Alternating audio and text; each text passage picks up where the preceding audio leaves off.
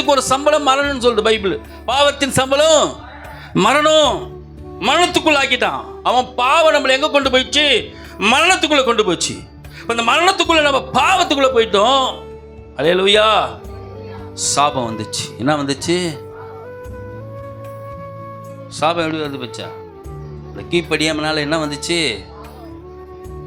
சாபம் வந்ததும் சபிக்கிறவனா அப்ப என்ன பண்ணுவோம்? செத்து போடணும்னு நினைப்போம். சபிச்சா என்ன பண்ணுவோம்? செத்துணும்னு நினைப்போம். சாபம் போடுறோம். அல்லேலூயா. கர்த்தருக்கு ஸ்தோத்திரம். அல்லேலூயா. சில பேர் சாபம் போட்டு புருஷன் அனுப்புறது. ஓ, போயிட்டு வரப்போ திரும்பி வரமாட்டே. நீ போயிட்டு வரப்போது என்ன பண்ண மாட்ட? ஆமாம், திரும்பியே வரமாட்ட பாரு நீ. அல்லேலூயா. நல்ல சாபம் அது.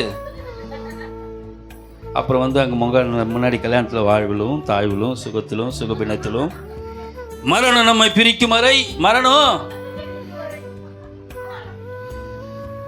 அல்லேலூயா. மரணம் பிரிக்குதே இல்லையா? நீ பிரிச்சிரு முன்னாடி.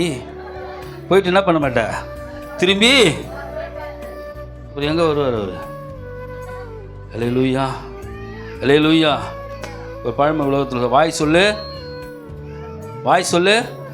ஆமாம், பழமொழிலாம் கற்றுங்க. வாய் சொல்லிட்டுனா தலை சுமந்துடும். தலை சுமந்துவாங்க, தலையில் வந்து ஏறிக்கும்.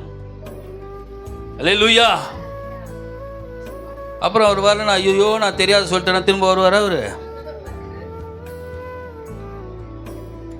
சத்தியம் முன்னாடியே ஃபாலோ பண்ணுங்க, முன்னாடியே கீப்படிங்க.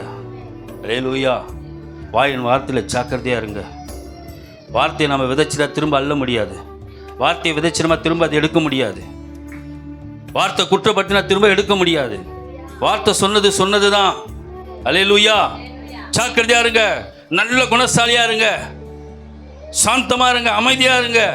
உங்க வாழ்க்கையில மேன்மையை காண்பீங்க. உங்க வாழ்க்கையில் நற்சாட்சி பெறுவீங்க. உங்களை பார்த்து மற்றவங்க மாறுவாங்க. அந்த அளவுக்கு உங்களை கர்த்தர் பேசும்படி வைப்பார். அல்லேலூயா.